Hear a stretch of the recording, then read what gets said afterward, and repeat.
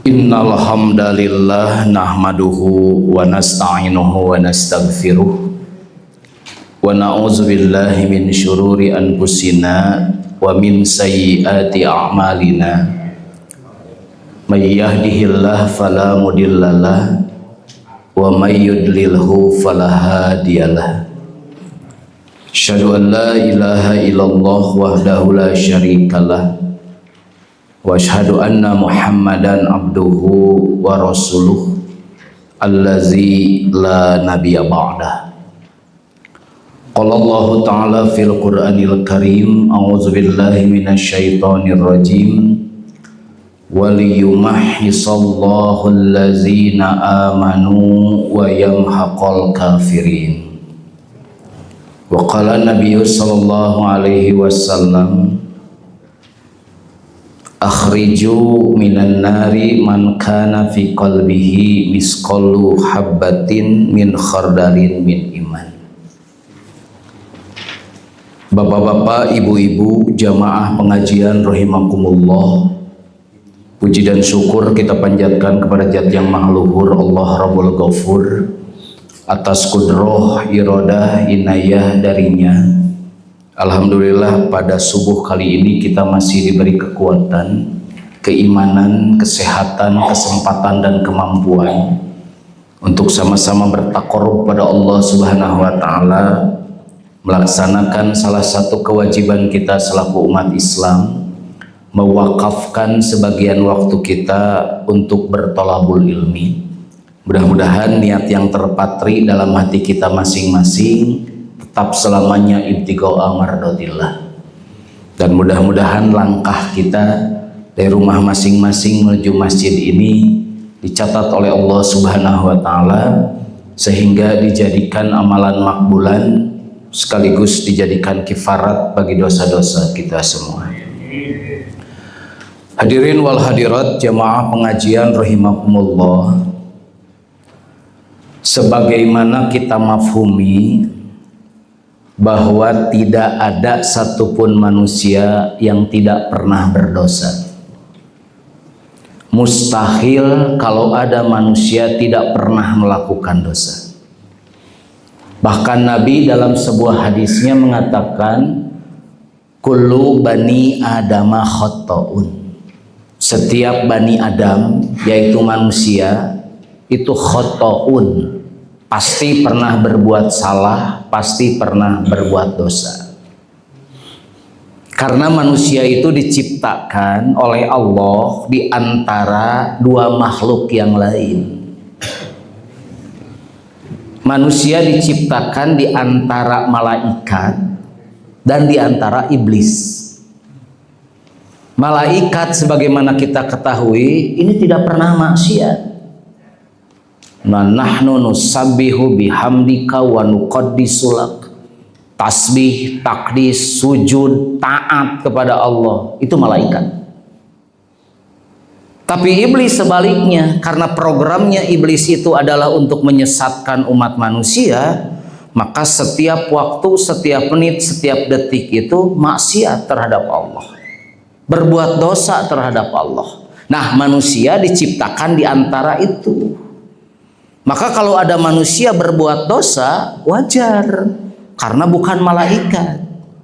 Tapi kalau manusia terus-terusan berbuat dosa, nah ini tidak wajar, karena bukan iblis, gitu Pak. Bahkan kalau ada manusia yang mengatakan, saya tidak pernah melakukan dosa, saya bersih dari dosa, maka dengan mengucapkan seperti itu pun sudah berdosa. Karena mustahil manusia tanpa dosa. Tapi ada kabar gembira bagi orang-orang yang beriman. Saya kutip dalam surat Ali Imran, surat ketiga, ayat ke-141. Di sana Allah berfirman, waliyumahhisallahu allazina amanu.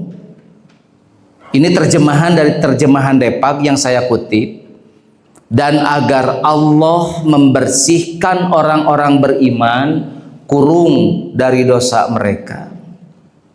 Wa yamhaqal kafirin, dan membinasakan orang-orang kafir.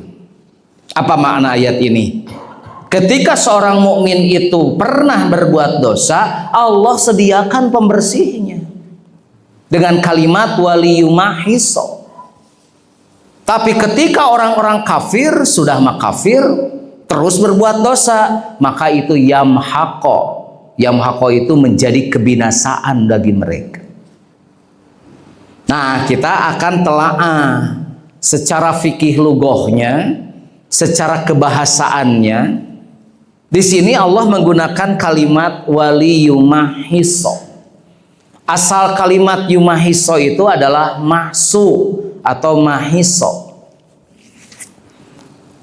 Kita ambil pendapat dari seorang fakar lugoh, yaitu Imam Ar-Raghib Al-Asfahani dalam kitabnya Mu'jam Mufradat Al-Fazil Quran. Kata Imam Ar-Raghib, aslul mahsi tahlisu syai'i mimma fihi min aibin. Asal kalimat mahsu itu membersihkan sesuatu yang terdapat noda dan kotoran. Di kaca ada kotoran, dibersihkan, nah itu mahsu. Di lantai kotor lalu dipel, itu mahsu. Di baju pun ketika ada kotor dibersihkan, itu mahsu. Pokoknya membersihkan apapun itu dikatakan mahsu bahasa Arabnya. Tapi kata Imam Ar-Raghib, ada dua kata dalam bahasa Arab ini yang maknanya sama, membersihkan. Yang satu mahsu tadi, yang kedua fahsu. Yang satu dengan mim ha sod, yang kedua dengan fa ha sod. Apa perbedaan antara fahsu dengan mahsu ini? Maka kata Imam Ar-Raghib, fahsu itu digunakan fi ibroji syai'in min asna'i ma yahtalitu bihi wa huwa munfasilun anhu. Membersihkan sesuatu dari nodanya, tapi antara noda dengan medianya itu terpisah, tidak nempel. Contoh ibu-ibu nih ketika membersihkan beras, Bu, ngisikan cek Sunda mah, itu kan biasa suka ada serah ya, gabah, kelihatan kan? Nah, bisa oleh ibu diambil satu-satu. Kenapa? Karena terpisah. Si gabahnya itu tidak nempel ke berasnya, sehingga bisa kita ambil. Atau katakanlah di beras itu ada pasir, bisa diambil pasirnya. Kenapa bisa diambil? Karena tidak nempel.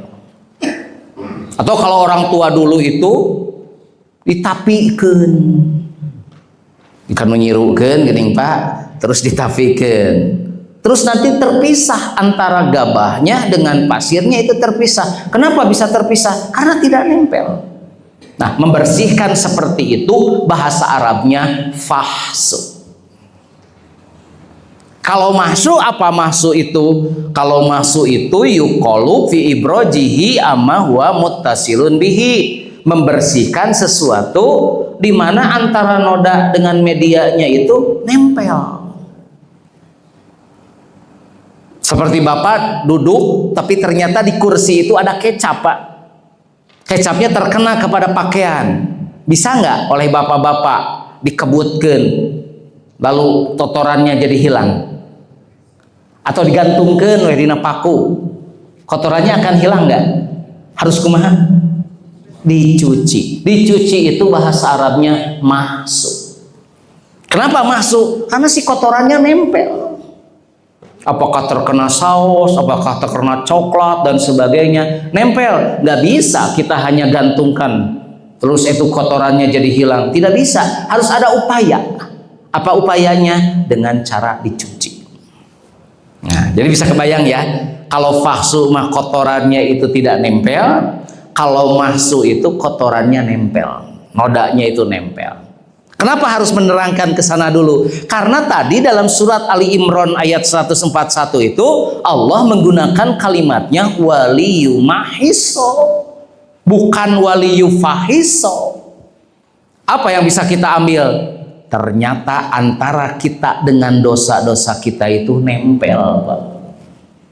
Ketika kita melakukan dosa, maka dosa itu akan tetap nempel pada kita kalau tidak ada upaya untuk membersihkan dosa tersebut. Seperti baju yang tadi terkena kecap, lalu kita gantungkan, meskipun 10 tahun, 20 tahun, tetap nodanya akan ada. Kalau tidak ada upaya untuk membersihkannya. Nah, begitupun dengan dosa kita. Berapa puluh tahun yang lalu kita melakukan dosa, tapi tidak ada upaya untuk membersihkan dosa tersebut, maka dosa itu akan tetap nempel dengan kita, tidak akan hilang. Nah, disinilah perlu pembersihan dosa. Harus ada upaya untuk membersihkan dosa. Nah, orang Islam itu, mukmin itu, muslim itu tergambar ingin bersih dari dosa, ingin dibersihkan dosa. Di antaranya saya ambil dalam doa iftitah yang biasa dibaca ketika sholat. Di antara doa iftitah kan banyak pilihannya. Mau wajjahtu wajhiya lilladzi, mangga. Mau Allahu Akbar kabiro, mangga. Mau juga subhanaka, mangga. Ada juga Allahumma ba'id. Nah, di antara hadis-hadis tentang doa iftitah, ketika saya periksa, ternyata doa Allahumma ba'id yang paling sahih keadaannya. Bukan yang lain tidak sahih, cuman yang paling sahih adalah Allahumma ba'id. Nah, kita lihat Pak, doa Allahumma ba'id ini. Ini diriwayatkan oleh Al-Jamaah kecuali Imam Al-Tirmidzi, dikutip oge oleh Imam Asy-Syaukani dalam kitabnya Nail Autor. Kita bagi 3, potong-potong jadi 3 bagian doa ini. Yang pertama, Allahumma ba'id baini wa baina khotoyaya kama ba'adta bainal masyriqi wal maghrib. Ya Allah, jauhkan antara aku dengan dosa-dosaku sebagaimana dijauhkan antara timur dengan barat. Itu yang pertama. Potongan yang kedua, Allahumma nakkini min khotoyaya. Ya Allah, bersihkan aku. Nah, Pak ini. Min khotoyaya, dari dosa-dosaku, kama yunaqqas saubul abiyadu minad danas, sebagaimana dibersihkan pakaian yang putih dari kotoran. 3, Allahumma gsilni, ya Allah cucilah aku. Min khotoyaya, dari dosa-dosaku, bil ma'i, bisalji, dengan salju, wal ma'i, dengan air, wal baro, dan dengan embun. Dalam riwayat Al-Bukhari bil ma'i dulu, bil ma'i wasalji wal barud. Jadi di dalam doa ini kita meminta kepada Allah 3. 1, minta dijauhkan dari dosa. 2, minta dibersihkan dari dosa. Dan 3, minta dicuci dari dosa. Ternyata dalam kitab Fathul Bari, Ibnu Hajar mengutip pendapat Imam Al-Qaromani. Kata Imam Al-Qaromani, yahtamilu an yakuna fi da'awati salas isyaratun ilal azminati salasah. Bisa jadi ini permintaan 3 tadi, minta dijauhkan, minta dibersihkan, minta dicuci, itu isyarat untuk 3 waktu. Karena manusia itu sejatinya hanya punya 3 waktu. Mau perempuan, mau laki-laki, mau dewasa, mau anak-anak, mau kaya, mau miskin, itu semuanya hanya diberi 3 waktu oleh Allah. 1, waktu yang telah lalu, yang kita tidak akan mungkin balik lagi ke waktu tersebut. Yang kedua, waktu yang akan datang, yang kita belum tentu bisa dapat, bisa masuk ke waktu yang akan datang, tidak ada jaminan, masih gaib. Dan yang ketiga adalah waktu yang sedang kita jalani sekarang. Hanya 3 Pak, kita diberi waktu itu. Nah, kata Imam Al-Qaromani, bisa jadi permintaan tadi itu berhubungan dengan 3 waktu ini.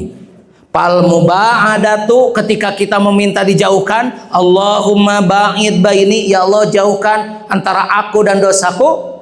Dosa yang mana? Lil mustaqbal, kita meminta dijauhkan oleh Allah untuk dosa yang akan datang. Dosa yang belum kita lakukan, minta dijauhkan, dijaga, dihindarkan. Bisa jadi dosa nanti, bisa jadi dosa besok, bisa jadi dosa lusa, ataupun seminggu kemudian, ataupun sebulan kemudian, minta dijauhkan dan dihindarkan ya Allah. Itu Allahumma ba'id. Lalu watanqiyatu, kita minta dibersihkan, itu untuk kapan? Lil hali, yaitu untuk waktu sekarang. Minta dibersihkan dari dosa, waktu yang kita sedang melakukan dosa itu, minta dibersihkan ya Allah. Terus yang ketiga, wal ghuslu, kita minta dicuci, itu lil madi, untuk dosa-dosa yang telah lalu. Maka saya sarankan Pak, Bapak tidak pernah membaca doa ini, sekali-kali baca doa ini. Karena doa ini luar biasa. Kita meminta dijauhkan untuk dosa yang akan datang, kita minta dibersihkan untuk dosa sekarang, dan kita minta dicuci dari dosa untuk dosa-dosa yang telah lalu. Ini luar biasa doa ini. Terus dalam doa-doa tersebut ada kalimat khotoya. Allahumma ba'id baini wa baina khotoya. Allahumma nakini min khotoya. Allahumma gsilni min khotoya. Apa khotoya itu? Muhammad Shalih bin Fauzan dalam kitabnya Minhatul Alam menjelaskan nomor 4, wal khotoya jam'u khotiatin. Khotoya itu adalah jamak dari kata khotiah. Jadi kalau khotiah satu, kalau khotoya banyak. Nah, maka tadi kita berdoa Allahumma ba'id baini itu minta dijauhkan bukan dari satu dosa, tapi dari dosa-dosa. Kita minta dibersihkan dari dosa-dosa. Kita minta dicuci dari dosa-dosa. Karena khotoya itu jamak. Apa yang dimaksud khotoya itu? Wahyal maksiat, yaitu kemaksiatan. Nah, ini sudah jadi bahasa kita. Maksiat sudah jadi bahasa Indonesia, diadopsi. Kemaksiatan terjadi di mana-mana, kemaksiatan merajalela, itu sudah jadi bahasa kita.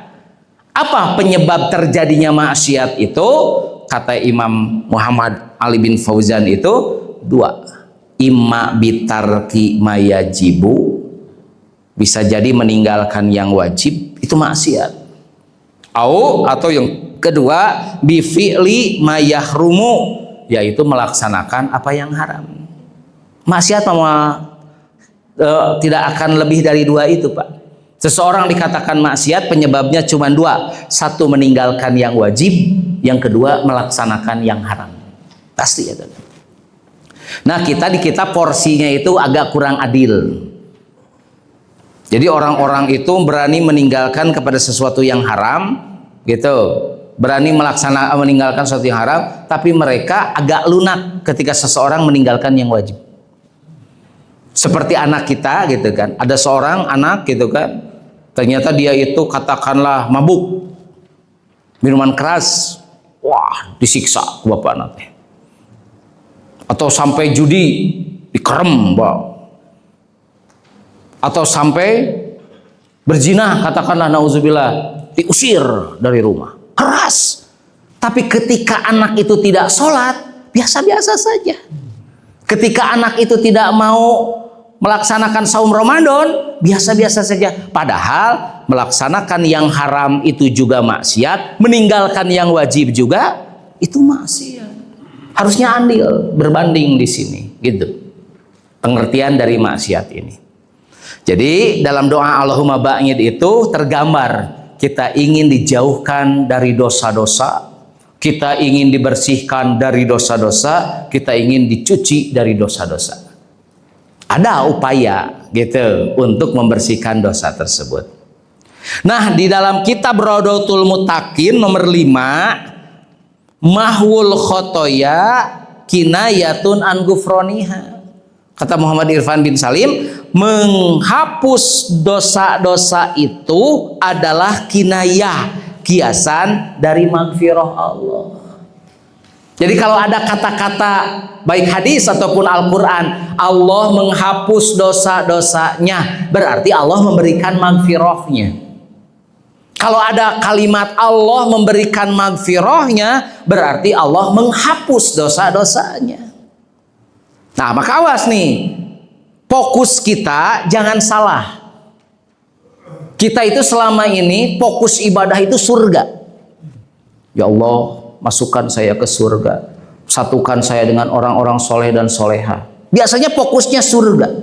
Padahal mustahil masuk surga kalau tidak mendapatkan magfirah Allah. Jadi yang harus kita raih terlebih dahulu itu adalah magfirah dulu. Jangan surga dulu. Dan surga mah reward, surga mah bonus. Bagi orang-orang yang sudah mendapatkan magfirah pasti diberi surga. Dan mustahil masuk surga kalau tidak mendapatkan magfirah.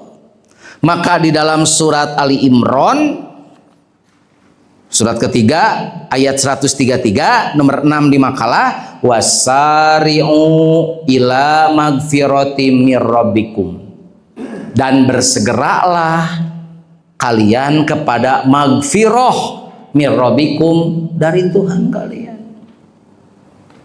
Magfirah dulu Pak, kesananya wajanatin, baru surga.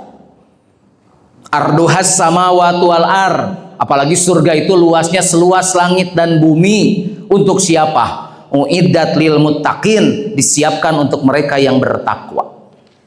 Di bawah di footnote dalam kitab Safatul Tafasir diterangkan mendahulukan magfirah, pengampunan, atas jannah surga karena pembebasan dari dosa didahulukan atas kesempatan masuk dalam surga.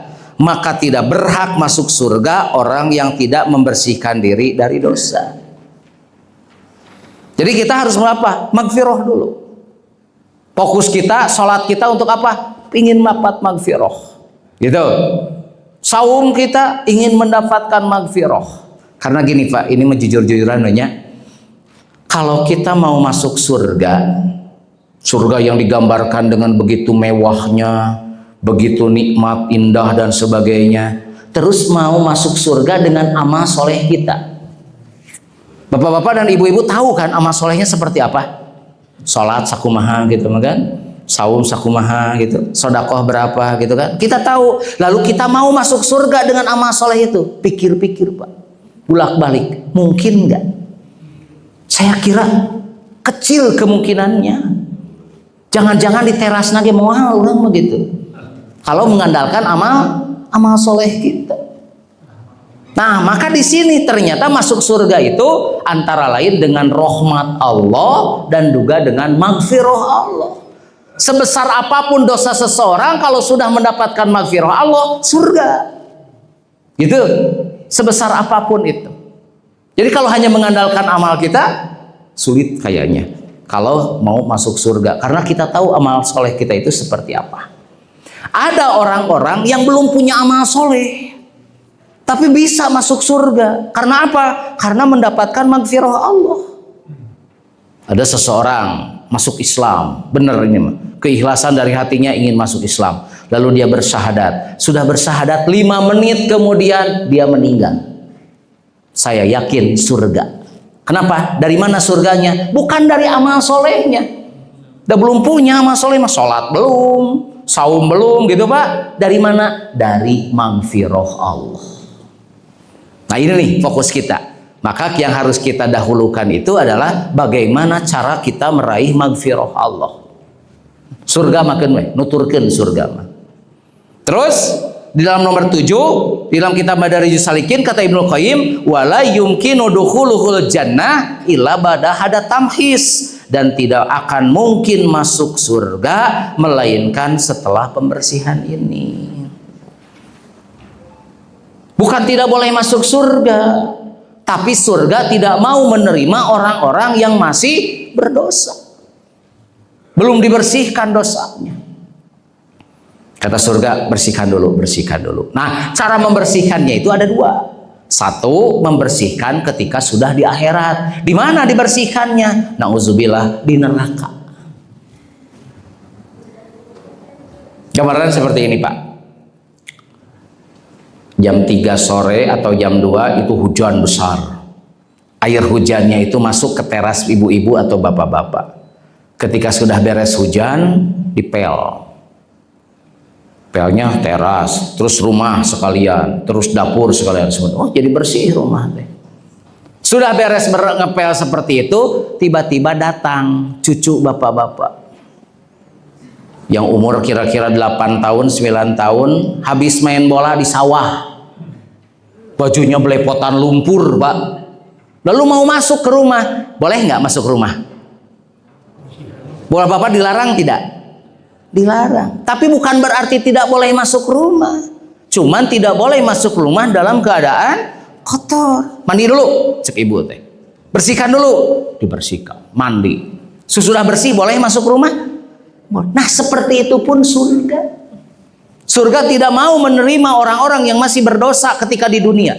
Meninggal belum dibersihkan. Kata surga, jangan dulu.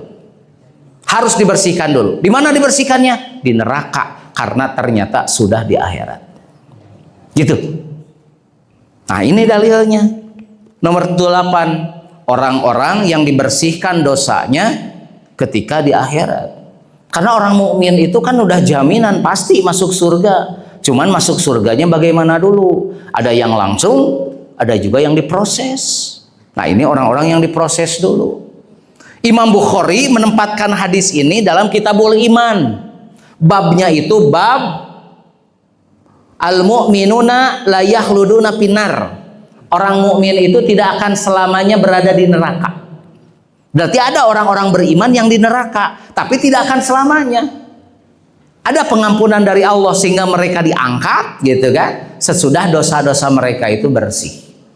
Nah dalam hadis nomor 8 dikatakan ketika penduduk surga sudah masuk surga, penduduk neraka sudah masuk neraka, maka kata Allah itu akhriju minan nar, keluarkan malaikat dari neraka. Man kana fi qalbihi misqalu habbatin min khardalin min iman. Orang yang dalam hatinya itu ada sedikit dari keimanan. Meskipun hanya sebesar biji sawi dari keimanan, keluarkan. Payukhrojuna, maka orang tersebut dikeluarkan dari neraka itu. Qadiswadu, dalam keadaan sudah gosong. Ketika diangkat, sudah gosong. Karena terlalu lama di nerakanya. Payulqauna pinaharil hayat, lalu dimasukkan ke dalam sungai kehidupan. Di akhirat itu ada yang namanya nahrul hayat, itu sungai kehidupan. Lalu dimasukkan ke sana, sudah dimasukkan ke sana, diangkat. Ketika sudah diangkat, payan butuna kamatan butul hibah pijani bisail, maka orang tersebut tumbuh kembali seperti tumbuhnya benih di tepi aliran sungai. Rai ngebentuk deh. Kalau bapak-bapak muda lagi, ganteng lagi. Kalau ibu-ibu muda lagi, cantik lagi. Lalu setelah itu kata Allah apa? Tuh tempatmu sekarang di surga. Maka orang tersebut lari untuk menghadap surga tersebut. Ketika sudah masuk surga, oleh malaikat dipersilahkan, lalu sesudah dia masuk, maka pantos surga ditutup. Artinya dia orang terakhir masuk surga. Tapi tetap ada bedanya, Pak. Apa bedanya? Dalam Sahih Bukhari itu diterangkan, si kulitnya itu agak kemerah-merahan. Karena terkena api neraka dulunya itu. Yang kedua, di dalam jidatnya itu, keningnya itu tertulis jelas, Jahannamiyun. Mantan neraka. Mantan neraka. Di sini makanya tulisannya teh, gitu kan? Tapi syukur we, kenapa? Karena sudah masuk surga. Nah, inilah orang-orang yang dibersihkan dosanya ketika di akhirat. Di mana? Di neraka. Gambarannya gini, Bu. Bukan surga tidak mau menerima. Ibu itu punya baju. Makanya baju itu baju yang paling ibu sukai. Ratu nak lah baju itu teh. Tapi sudah berapa minggu tidak ketemu baju teh. Dicari di lemari tidak ada. Dicari di mana tidak ada. Ketemu sesudah 3 bulan kemudian. Berada di belakang lemari, nyelap didinya. Pas ditinggali teh acuk teh Bu. Hiji bau. Yang kedua kotor. Yang ketiga kusut gitu kan. Mungkin nggak baju yang seperti itu ibu langsung masukkan ke dalam lemari? Harus dikumaha dulu? Dicuci. Pertama dicuci. Cuci teh bagaimana prosesnya? Direndam. Sudah direndam, digiles. Kalau ada mesin cuci, masukkan ke dalam mesin cuci, digiling.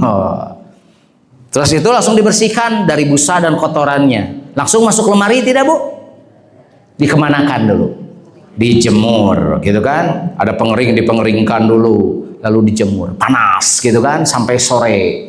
Sudah gitu, ibu angkat jemuran tersebut. Langsung masuk ke dalam lemari? Harus dikumaha dulu?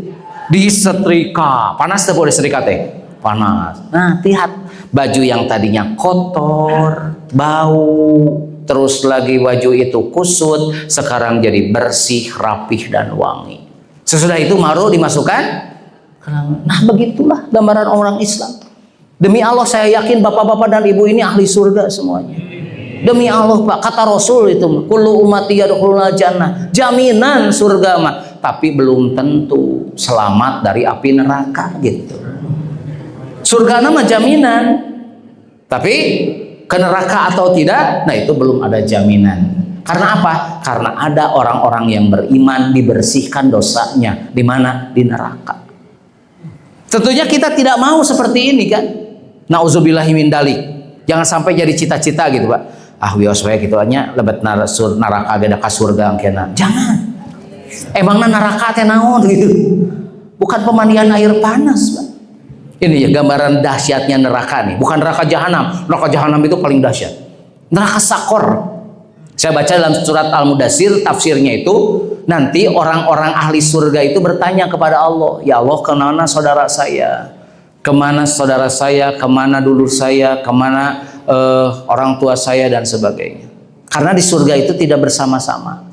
Maka oleh Allah dipersilahkan untuk melihat keadaan di neraka sakor. Ternyata keluarganya itu ada di sana, saudaranya itu ada di sana. Maka bertanyalah penduduk surga itu kepada penduduk neraka, masalah kakum fis sakor, apa yang menyebabkan kalian sampai kalian masuk neraka sakor? Apa jawab mereka? Lam naku minal musholin, dulu kami tidak pernah melaksanakan sholat. Nerakanya neraka sakor. Gambarannya dalam tafsir At-Tabari atau Al-Qasimi diterangkan, orang-orang yang akan dimasukkan ke neraka sakor itu digantung terbalik. Jadi kepala di bawah, kaki di atas, digantung. Lalu mau dimasukkan ke neraka sakor, belum masuk neraka sakor, baru terkena uapnya, itu sudah luluh lantak daging-daging dan tulang-tulangnya itu. Itu baru terkena uapnya. Apalagi ketika sudah masuk. Apalagi neraka jahanam. Neraka jahanam itu gambarannya kata Rasulullah SAW, kalau kita melempar batu sebesar ini ke neraka jahanam, itu batu baru sampai ke dasarnya setelah 70 tahun. Saking dalamnya itu neraka jahanam. Betul, jangan ada cita-cita wios ke neraka lagi. Jangan. Kita mau langsung masuk surga. Nah, pertanyaannya bagaimana nih supaya kita itu dibersihkan dosanya ketika di dunia? Ketika kita meninggal, dosa-dosa kita itu sudah bersih. Maka saya mengutip pendapat dari Ibnul Qayyim Al-Jauziyah dalam kitabnya Madarijus Salikin nomor 9 di makalah mah, wahada tamhisu, dan cara membersihkan dosa yakunu dari dunia, ketika di dunia ini, di arbaati asya'a, itu dengan 4 cara. Catat nih, dengan 4 cara. Yang pertama bitaubati, dengan cara tobat. Yang kedua wal istighfari, dengan cara istighfar. Yang ketiga wa amalil hasanatil mahiyati, amal kebaikan yang bisa menghapus dosa. Dan yang keempat wal masaibil mukaffirah, musibah-musibah yang akan menjadi kifarat dosa. Jadi 4, tobat, istighfar, amal soleh, dan yang keempat adalah musibah.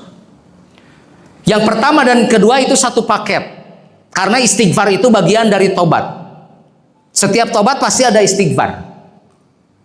Dan tobatnya ini bukanlah tobat yang biasa.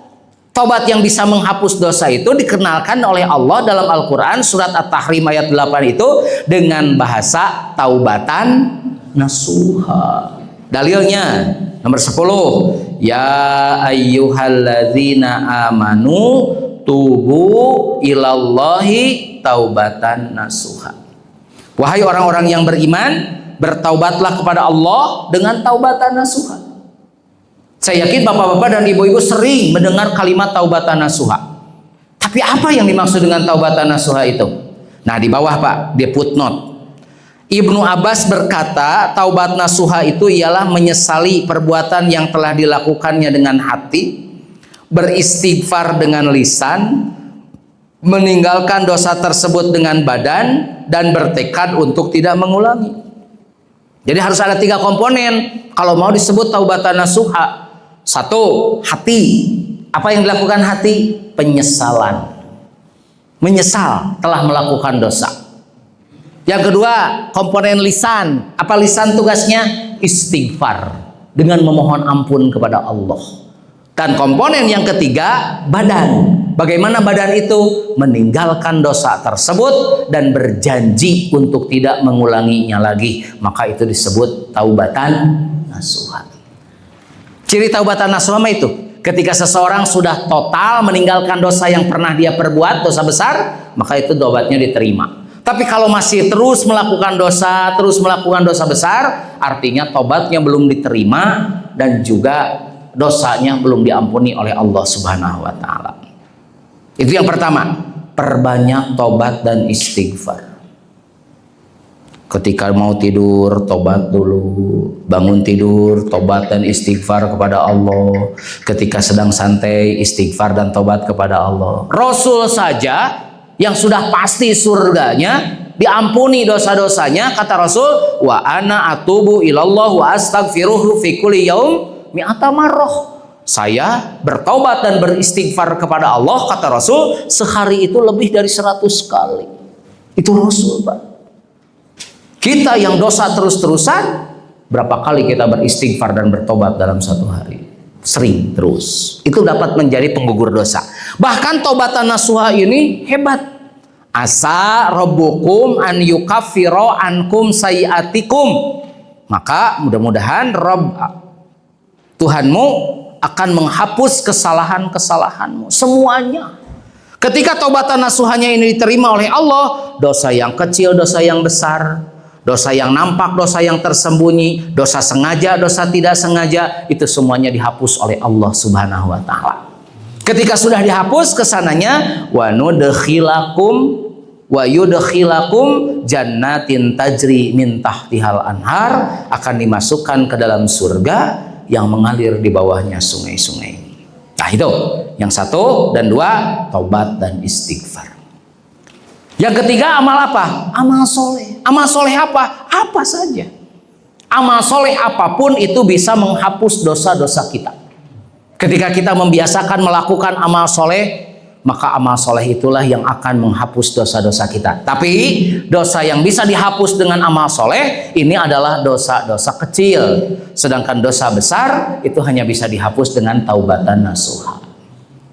Maka dalam nomor 11 surat Hud surat ke-11 ayat ke-114 kata Allah, innal hasanati yudhibnas sayyi'at. Sesungguhnya perbuatan-perbuatan yang baik itu akan menghapuskan dosa perbuatan-perbuatan yang buruk. Sampai Pak, lakukan amal soleh apapun. Sholatnya, saumnya, sodakohnya, berjamaahnya. Nah, amal soleh itulah yang akan mengikis habis dosa-dosa kita. Dosa-dosa kecil kita itu yang terasa, tidak terasa, sengaja, tidak sengaja, itu bisa terhapus dengan amal-amal soleh kita. Bahkan nasihat Rasulullah Shallallahu Alaihi Wasallam kepada Abu Dzar Al-Ghifari dalam hadis riwayat At-Tirmizi nomor 12 di makalah itu, kata Rasul, ittaqillaha haitsuma kunta. Bertakwalah kepada Allah dimanapun engkau berada. Jangan musiman takwa itu. Jangan pas Ramadan takwa, gitu kan? Pas umroh takwa, pas hajian takwa. Tapi haitsuma kunta. Takwa itu harus di mana saja kamu berada, kapanpun. Satu. Yang kedua, nasihat Rasul itu wa'at bi'isal sayyi'atal hasanata tamhuha, dan ikutilah setiap keburukan itu dengan kebaikan yang dapat menghapus dosa. Awas, orang beriman itu bukan orang yang tidak pernah melakukan dosa. Orang beriman itu orang yang melakukan dosa, tapi ada amalan-amalan yang bisa menghapus dosa tersebut. Kenapa rumah ibu-ibu, bapak-bapak kelihatan bersih? Karena dibersihkannya. Satu, pagi-pagi dibersihkan, nanti sore dibersihkan, sehingga tidak terlihat ada debu, ada sampah, nggak kelihatan. Tapi kalau ibu-ibu, bapak-bapak mudik saja, pas hari raya Idul Fitri ke kampung halaman, rumah ditinggalkan 1 minggu saja, tidak ada yang membersihkan, tidak ada yang sapu-sapu gitu, Pak. Ketika pulang itu kelihatan kaca kotor, meja berdebu, di halaman rumah banyak sampah. Kenapa? Karena membersihkannya tidak tiap waktu. Nah, maka kata Rasul syaratnya apa? Ikuti, laksanakan amal soleh. Maka dengan amal soleh itu bisa menghapus keburukan-keburukanmu. Dan yang ketiga, nasihat Rasul itu wa khaliqin nasa bi khuluqin hasanin. Bergaulah dengan manusia dengan akhlak yang baik. Amal soleh apa? Apa saja. Tapi ada yang oleh Rasul dijelaskan, amal solehnya itu diantaranya adalah sholat 5 waktu. Awas, sholat 5 waktu yang bapak-bapak ibu-ibu kerjakan, itu bisa jadi penggugur dosa. Bisa menjadi penghapus dosa. Bahkan Rasul dengan gaya dialognya dengan sahabat, Rasul bertanya, "Aro'aitum lau anna nahron bi babi ahadikum?" Bagaimana pendapat kalian kalau di depan rumah kalian itu ada suatu sungai yang jernih bersih airnya? Yagtasilu minhu kulla yaumin khamsa marrat. Kalian mandi pada sungai tersebut sehari 5 kali. Fahal yabqa min daronihi syai'un, kata Rasul, akankah nampak masih ada kotoran-kotoran, daki-daki di tubuh kalian? Kata para sahabat apa? La yabqa min daronihi syai'un. Tidak ada ya Allah. Gak mungkin ada wahai Rasul, karena sehari 5 kali airnya jernih bersih. Maka kata Rasul, fakadzalika masalus shalawatil khams. Nah, seperti itulah gambaran sholat yang 5 waktu, yamhullahu bihinal khotoya. Allah membersihkan dosa-dosa dengan sholat itu. Dari sholat lohor ke sholat asar pasti ada dosa kan? Dibersihkan oleh sholat asar. Dari sholat asar ke sholat maghrib dibersihkan oleh sholat maghrib. Dari maghrib ke isya dibersihkan oleh isya. Di isya sampai ke subuh dibersihkan oleh subuh. Dari subuh sampai lohor dibersihkan oleh sholat lohor. Maka orang yang beriman yang mendawamkan sholatnya, setiap kali dia itu melakukan dosa ada penghapusnya, diantaranya sholat.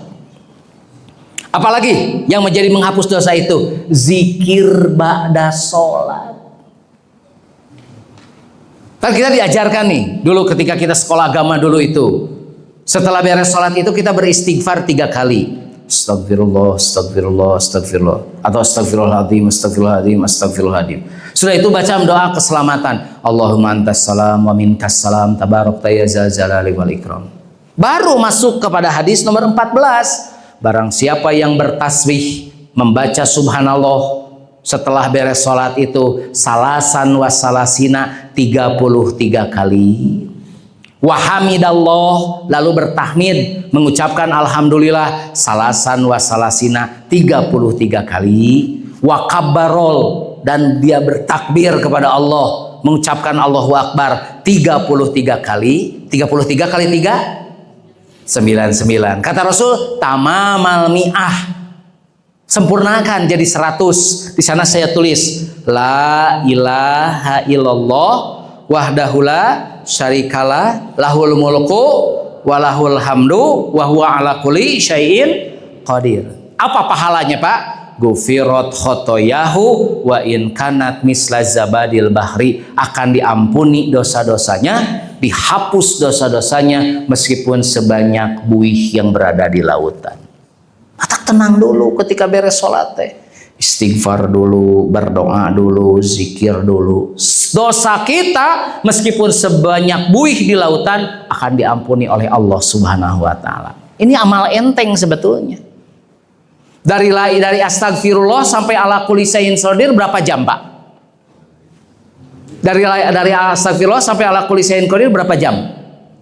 Saja mual. Setengah jam? Enggak, paling berapa menit? Tapi kebanyakan umat Islam tidak paham di sini. Sholat nama. Assalamualaikum, assalamualaikum, langsung gitu kan. Assalamualaikum, assalamualaikum, langsung kemana? Padahal tenang dulu. Saya saja khatib Jumat. Beres khatib Jumat, assalamualaikum warahmatullah, assalamualaikum warahmatullah. Kan imamah langsung menghadap ke makmum. Terus itu ayat setengah, nah itu di masjid deh. Sudah nggak ada setengahnya, numpuk gitu kan di pintu keluar gitu, berebut Jumat barokah. Seperti itu. Padahal tenang dulu, itu bisa menghapus dosa. Wudu pun sama, tetapi gak ditulis di sini. Jadi wudu itu kata Rasul ketika seseorang mencuci wajahnya, maka ketika air yang dari wajahnya itu turun ke bawah, jatuh, maka gugur pula dosa-dosanya yang pernah dilakukan oleh matanya. Ketika mencuci tangan, ketika air di tangan ini jatuh ke bawah, maka gugur pula dosa-dosa yang pernah diperbuat oleh tangannya. Dan ketika mencuci kakinya, maka ketika air di kakinya itu jatuh ke bawah, maka gugur pula dosa-dosa yang pernah diperbuat oleh kakinya itu. Wudu itu pembersih dosa. Wah, masih banyak amalan-amalan pembersih dosa. Cuman diumumkan semuanya itu, setiap kebaikan itu bisa menghapus dosa-dosa. Nah, yang keempat, yang terakhir, cara menghapus dosa ketika di dunia atau membersihkan dosa ketika di dunia itu adalah wal masaib al mukaffirah. Musibah-musibah yang menjadi kifarat dosa. Musibah itu sesuatu yang terjadi pada diri kita tapi kita tidak inginkan. Itu musibah namanya. Apakah kita itu titajong, tidagor gitu Pak, jatuh gitu, itu semuanya adalah musibah. Termasuk kematian, sakit, bencana, malapetaka, itu semuanya musibah. Nah, ketika seorang mukmin ini diberikan musibah oleh Allah Subhanahu wa taala, husnudzon terhadap Allah. Jangan-jangan ada dosa-dosa kita yang belum tertaubati. Jangan-jangan ada dosa-dosa kita yang belum teristighfari sehingga Allah berikan musibah kepada kita untuk menggugurkan dosa-dosa kita.